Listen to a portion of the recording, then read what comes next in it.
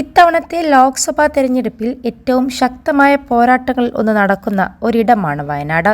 CPI സ്ഥാനാർത്ഥിയായി Annie രാജയും അപ്രതീക്ഷിതമായി BJP സ്ഥാനാർത്ഥിയായി K സുരേന്ദ്രനും എത്തുന്ന വയനാട്ടിൽ ശ്രദ്ധാകേന്ദ്രം രാഹുൽ ഗാന്ധി തന്നെയാണ്. എങ്കിലും മുൻപ് പലവട്ടം തിരഞ്ഞെടുപ്പുകളിൽ മത്സരിച്ച സുരേന്ദ്രന്റെ വിവരങ്ങൾ അറിയാനും ആളുകൾക്ക് താൽപ്പര്യമുണ്ട്. ഇപ്പോഴിതാ കഴിഞ്ഞ ദിവസം പത്രിക സമർപ്പിച്ച് BJP സംസ്ഥാന അധ്യക്ഷൻ K സുരേന്ദ്രന്റെ സ്വത്ത് വിവരങ്ങൾ ഉൾപ്പെടെയുള്ളവ പുറത്തു വന്നിരിക്കുകയാണ്. K സുരേന്ദ്രന്റെ കൈവശം ആകെയുള്ളത് 15,000 രൂപയാണെന്നാണ് കണക്കുകൾ സൂചിപ്പിക്കുന്നത്. കൂടാതെ 8 ഗ്രാം സ്വർണവും അദ്ദേഹത്തിന്റെ കൈവശമുണ്ട്. 2 ബാങ്ക് അക്കൗണ്ടുകളിലായി 77,669 രൂപയുടെ നിക്ഷേപമുണ്ട്. കൂടാതെ പുറമെ ജന്മഭൂമിയുടെ 10 ഷെയറുകളും ഉണ്ടെന്നാണ് നാമനിർദ്ദേശ പത്രിക വ്യക്തമാക്കുന്നത്. ഏറ്റവും കൗതുകകരമായ കാര്യമെന്തെന്നാൽ K സുരേന്ദ്രന് സ്വന്തമായി വാഹനമില്ല എന്നതാണ്.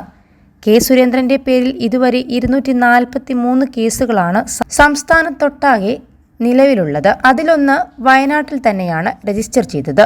സുൽത്താൻ ബത്തേരി തെരഞ്ഞെടുപ്പുമായി ബന്ധപ്പെട്ട കോഴക്കേസാണത്. +2 ഡിഗ്രി കഴിഞ്ഞവർക്ക് വേൾഡ്സ് ഫസ്റ്റ് AR/VR ക്ലാസ് റൂമിലൂടെ സ്മാർട്ട് ഫോൺ എഞ്ചിനീയർ ആവാം. കൂടുതൽ അറിയാൻ വിളിക്കൂ ബ്രിഡ്കോ ആൻഡ് ബ്രിഡ്കോ. അതേസമയം BJP നേതാവും നടനുമായ സുരേഷ് ഗോപിയുടെ പത്രികാ വിവരങ്ങളും പുറത്തു വന്നിട്ടുണ്ട്. അദ്ദേഹത്തിന്റെ കൈവശം പണമായുള്ളത് 44,000 രൂപയാണ്. 68 ലക്ഷം വിവിധ പദ്ധതികളിൽ നിക്ഷേപിച്ചിട്ടുണ്ട്. മൊത്തം 1,025 ഗ്രാം സ്വർണവും നിക്ഷേപത്തിൽ വരും.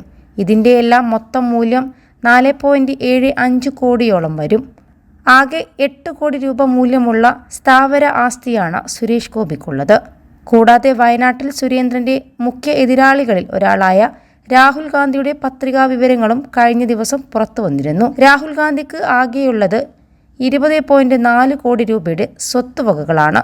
അദ്ദേഹം നാമനിർദ്ദേശ പത്രികക്കൊപ്പം നൽകിയ സത്യവാങ്മൂലത്തിലാണ് സ്വത്ത് സംബന്ധിച്ച വിവരങ്ങൾ പറയുന്നത്. ഇക്വിറ്റി ഷെയറായി 1,90,000 രൂപയും വിവിധ കമ്പനികളുടെ ഓഹരികളായി 4 കോടിയോളം രൂപയുമാണ് രാഹുൽ ഗാന്ധിയുടെ പേരിലുള്ളത്. കൂടാതെ മ്യൂച്വൽ ഫണ്ടായി 3 കോടി രൂപ അദ്ദേഹം നിക്ഷേപിച്ചിട്ടുണ്ട്.